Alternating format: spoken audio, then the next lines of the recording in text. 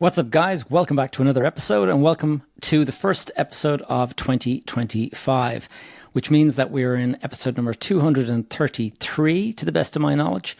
And I hope you've all had a great break over the holidays. I hope you got some good rest and relaxation and recovery. And I hope you've set some interesting plans and goals and resolutions for 2025. I've certainly spent a couple of days giving this some thought, and in the process of all that came up with some ambitious goals for 2025.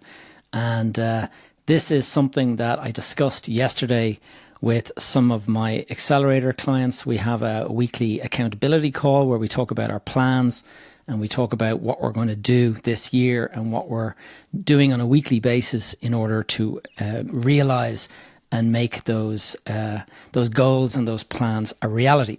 Now, on that topic, I just want to quickly mention that on the 1st of February, which is Saturday, first Saturday of February, there is going to be my annual event, and I'll be welcoming in the newest members in the accelerator, those people that are joining in the January intake.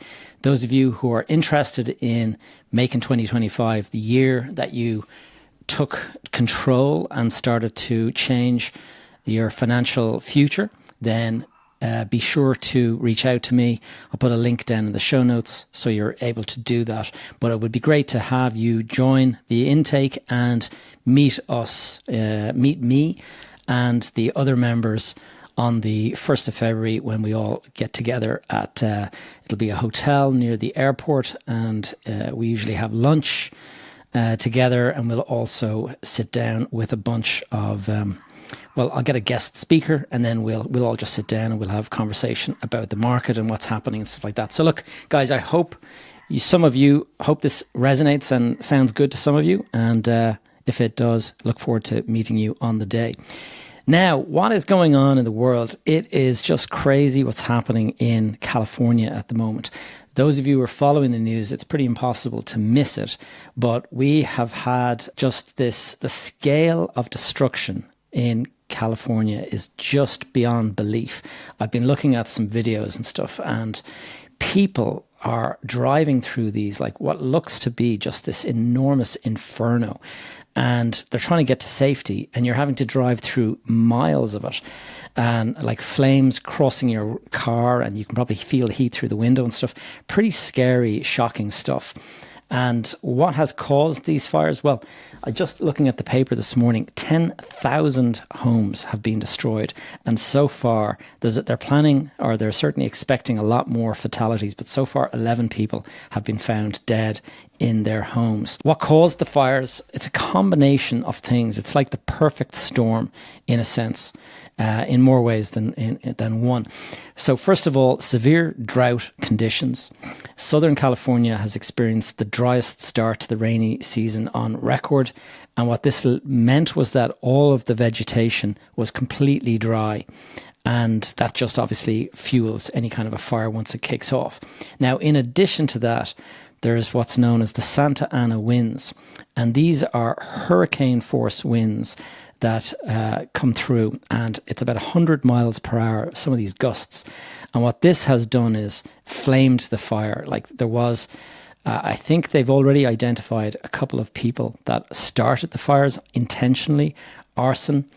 And you might kind of think, why would anyone do that? Usually there's just, it's like a headbanger, somebody that just has some sort of a fire obsession and can't help themselves, and they start fire like because it's kind of exciting for them, and then they watch, and all you need is something like that to happen, and then these crazy sort of strong winds, and it'll just blow the entire thing. And so apparently in the space of a couple of hours it spread to something like 9,000 acres, and I understand that the area that is now burnt to ashes is about the equivalent of twice the size of Manhattan Island, where New York is. So that'll just give you some idea of just how dramatic this is. Another thing that has caused it is obviously climate change. The region has faced increased temperatures over the years, and there's been volatile rainfall levels. And you go through periods where there is too much rain, and then you go through periods where there's absolutely no rain. And This has just, it's just meant that there's almost no rainfall when you need it, and there's reservoirs that are half empty and stuff. And so what that has led to is suddenly the firefighting efforts. I heard today that there's firefighters going up to these fire hydrants and there's no water in them. So you're trying to put out fires and there's absolutely no water coming out of the fire hydrant. And it's because the reservoirs are empty. I also heard that they're actually removing the reservoirs in some locations because they don't think it's very environmentally friendly. And you start questioning who's in charge making these decisions. It's kind of ridiculous. And so anyway, like that's the cause. But what I wanted to talk about is just the challenges that is going to be present in rebuilding California. If you think about now, 10,000 homes in the space of a couple of days have been gone. So, I mean, if you go on social media, it's harrowing seeing people that have just lost everything. Their homes are gone. And one of the big issues that you have is that you're going to have 10,000 people trying to get into a hotel, to, alternative accommodation. 10,000 homes, actually 10,000 homes is more than 10,000 people.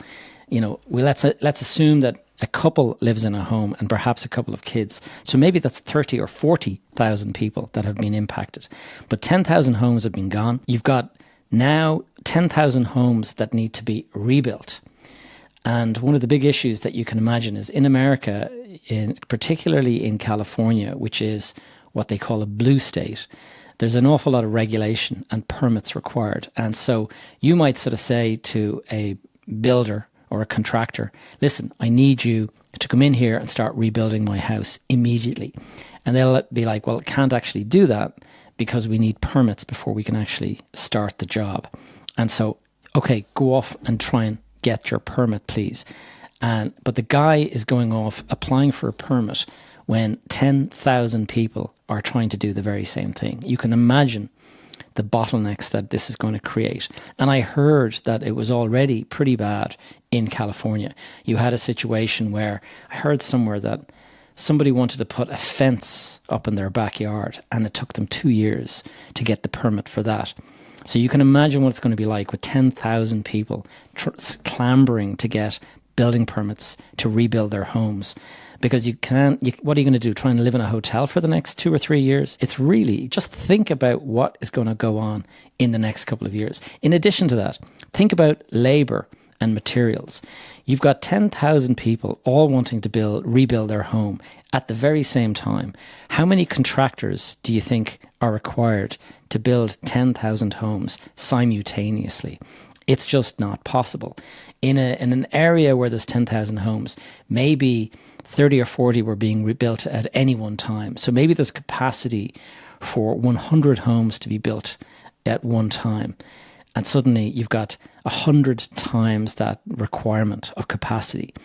That's going to slow down stuff. It's also going to push up prices because the guys that are able to work will have so much demand for their services that they'll probably be able to double their prices and they'll still get paid. Because you've got people, one of the things about that part of California is there's a lot of very wealthy people and very big houses. I saw some of the houses that are burning to the ground are $30 million houses. Now that guy that can afford a $30 million house, he can probably afford 30 million rebuild and ring up the builder and say, I don't care about those other 5 people that you're quoting for. I want you to come in and just build me my $30 million dream home again. And I want it to be done tomorrow. So tell all those other guys to go to hell. I'll pay you double. Now, in addition to that, we have a really strange thing about insurance in California. I heard now that 69% of the insurance coverage in that entire area, Pacific Palisades, I think it's called, that entire area, 69% of them last year, in June of last year, they were informed that they would no longer be covered for fire risk. And that is because there was so many fires in the last couple of years that this has been considered a major risk, and the insurance companies didn't think that they could cover it. So they cancelled the coverage for 69% of their clients last year. So now 10,000 homes have caught fire because of this terrible fire that's taken place. And do the maths, that's about 6,900 people that don't have insurance by the sounds of it. So how are they going to rebuild? They are not going to be able to rebuild with the money from the insurance. They're going to have to go and, well, they'll have to figure that one out. How do you do that? Do you get money from the bank? Does the bank give you money when you're not insured and when you're being told that you won't be insured? That's another major, major issue. And then if you were to say you can't, the bank were to say, we're not going to lend you any money until your house is insured or your property is insured. And you say, you go to an insurance company and say, I need to be insured. And they say, well, we're not covering that area any longer. And then they say, but, maybe they just say, okay, instead of it costing $2,000 or $3,000 a year, it's going to cost you $10,000 for us to insure your home. So who's going to be able to afford that? So you can see this knock-on impact of this. You've got the permits and the regulations, the planning permissions. You've got the labor and the materials. How many materials are going to be required in order to fix up that many homes at the same time? How many contractors are going to be required? Is the capacity there? Is the insurance money there in the first place? Are the banks going to lend and assist in this? So it's pretty obvious that there's going to be some major political fallout from this. And there's speculation certainly I've been looking at different news sites and stuff, and whereas California has been for decades has been a blue state, very much a Democrat state. You kind of wonder whether these bottlenecks and all of these problems now, that's going to force 10,000 people to call into question the leadership that is running the city and sort of say, like, do we really need all this regulation? Do we need all these permits? How do we have a situation where the fire hydrants ran dry? Is there not somebody in charge that's actually working for all of this stuff to be resolved? And if you go and look, Joe Rogan came out about 6 months ago or a year ago. He did an episode where he actually talked about this area of California. And he said that the area of Pacific Palisades, in the right wind conditions, it would burn all the way from the mountain down to the sea. And that was actually known about 6 months ago. And here we are in a situation where it has now taken place. And literally, have a look at some of the photographs on social media, and you will see that it is literally every single house from the mountains down to the sea burnt to a cinder. It's absolutely incredible. The reason I wanted to bring this up, apart from the fact that my heart goes out to anyone who's lost their home, and there's going to be massive disruption, apart from the loss of life, which is obviously terrible. But the other side to this is there's an aspect of comparison that comes into my mind between Ireland and California. And that is because in Ireland, we have got a housing crisis that is going on for the last decade or so. And we have somewhat similar bottlenecks taking place. But instead of this all happening overnight, you have 10,000 homes burning down in the space of one night. That's pretty bad. And that's really dramatic and very obvious and very visible. But here in Ireland, we have got 30,000 houses being built every year. And we have a need for something like 80,000 a year to be built. So that's 50,000 shortfall every year. And so to see 10,000 homes burnt to the ground visually in the space of a couple of days, think about that visual and then multiply that by 5. And that gives you an idea of the annual shortfall in the Irish housing situation. And that is the reason why during the week, we found the newspapers came out and said that the average Dublin house price is now €630,000. And the average mortgage is now 308,000, I think it is, or something like that. So it's really gone up, and very, very similar root cause to all of this. If you look at the permits are an issue. Here in Ireland, you've got so much delay in trying to get planning permission for your home. People that are trying to build housing estates, delays. People that are trying to build apartment blocks, delays. I noticed actually that the company that owns Dundrum Shopping Centre in South Dublin here, the old Dundrum Shopping Centre, this is an area that I know quite well because I grew up in that area. They applied for 960 apartments and they've been turned down. So that's 960 more homes that would have come to the system that have been now turned down. And you kind of question when you see this. We were supposed to hit 35,000 homes built in 2024. The numbers have come in and it looks like it's closer to 32,500. So that's another 2,500 people not in a home. Now, whether that will catch up this year, I've heard that there's a big number supposed to be delivered in 2025. But it just shows you the difference and the comparison between the US and the Irish system. And very, very similar. We need to streamline our processes around permits, planning permission, all of that kind of stuff. We need to get the government needs to kind of get involved in streamlining. They were supposed to redraft the Planning Act last year. And it was an exercise that was to try to simplify and streamline the planning laws. And they took the Planning Act, which is where all the laws are derived from, and over the years, that document has just kind of grown and they've added to it and they've amended it and they've done this and that. The Planning Act currently runs to something like 800 pages. And rather than tear up the document and start again and say, guys, let's come up with a straightforward Planning Act that is much, much more streamlined and we can get things done quicker. Rather than do that, they tinkered with the 800-page document. And so you end up with all of these exemptions and all of these kind of things. And you need nearly a science degree in order to kind of get planning these days, because you got to involve planning consultants and architects and all of this.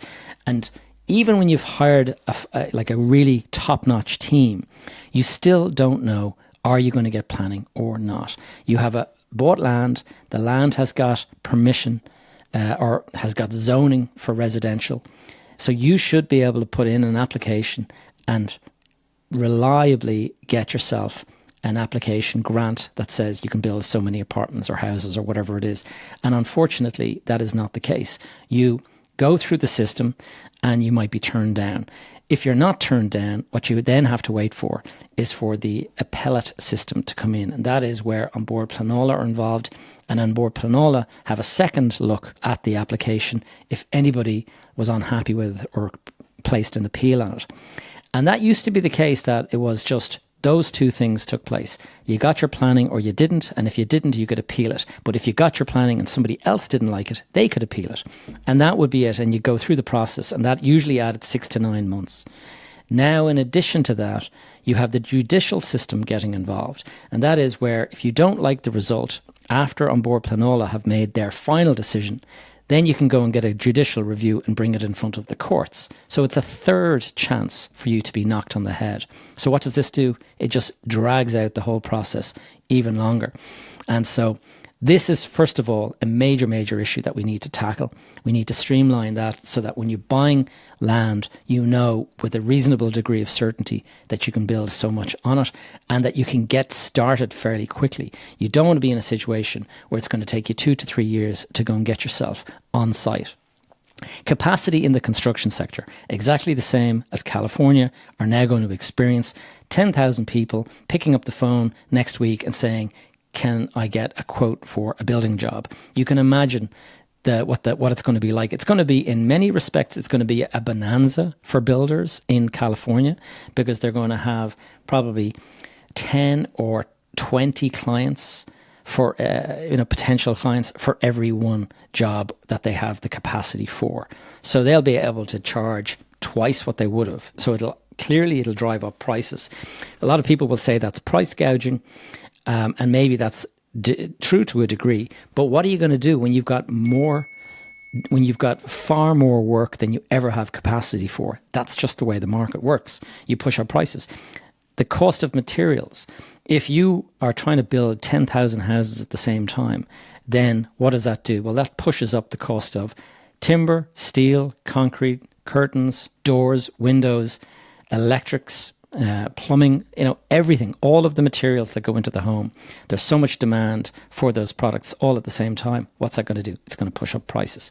Now, here in this country, we have the very same problem. We have a demand for 50,000 houses every year, and we're building 30,000. So there's a shortage there of 20,000 in terms of our capacity.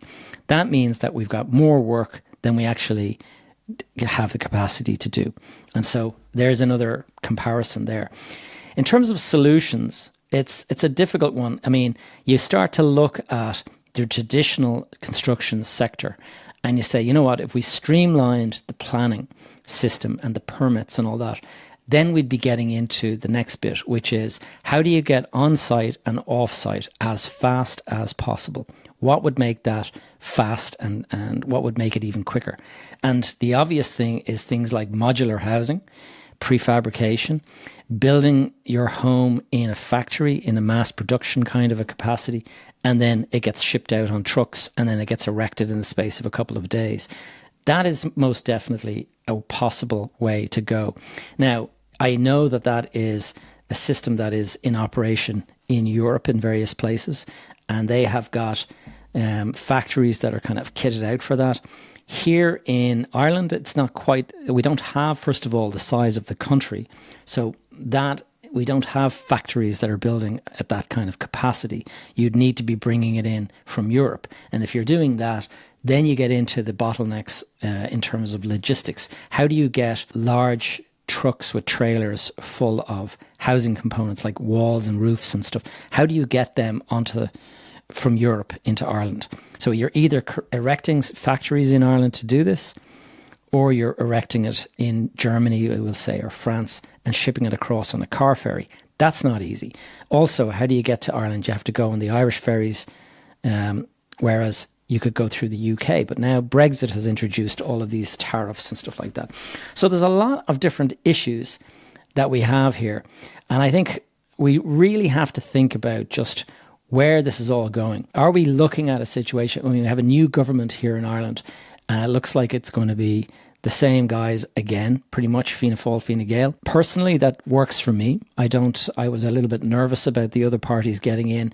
I think the shift to the left was actually going to be problematic. I don't think anyone denies that there's a need for construction of homes and stuff like that, and in much, much greater numbers. How that's achieved is a different story. I don't think telling people that houses all have to be dropped in price, as was one of the suggestions that I saw the political party Sinn Féin were coming up with, that all houses were going to be, reduced in price. How do you achieve that?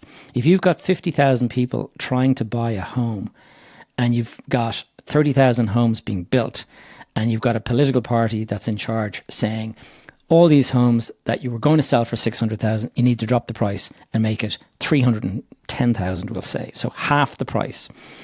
Does that now mean that all the problems are solved? There's still 50,000 people who want to buy those houses. So those 50,000 people who can afford, everyone can afford it now because the price has dropped in half. And so suddenly you're in a situation where the demand remains the same, the capacity remains the same, but the prices have just been reduced. So people have more money. And what does that mean? They can bid more. So a little bit like what we see in California, the guys that have the money for a $30 million mansion, they will be offering more money to contractors to go and build the properties because they can afford it. And then the people that are further down the ladder, they'll be the ones that can't afford to bid extra money to get the job started. So I can see this having a major impact. You're going to have people that cannot get homes built, that have just been burnt down, not being able to get them built for 2 to 3 years. So 2 to 3 years, let's say even longer, let's say 4 years. 4 years from now, what happens? Donald Trump is about to take office in the next week or so. 4 years from now, there's another election. And what usually happens when somebody like Donald Trump gets into power, the Republicans have won. There's going to be possibly a backlash against that in the next 4 years. They'll all want to put a Democrat into power. But in California, you're going to have people still living out of suitcases in hotels and stuff because they can't get their houses rebuilt. And if that's the case, then is that going to actually shift the state towards a red state, deregulation? Every time I bring a guest on from the US, they talk about red states versus blue states. If you're a landlord, you want to be a landlord in a red state, not in a blue state. In a blue state, a lot of regulation, a lot of laws that protect tenants. In a red state, you got a lot less regulation and a lot of laws that would protect a landlord.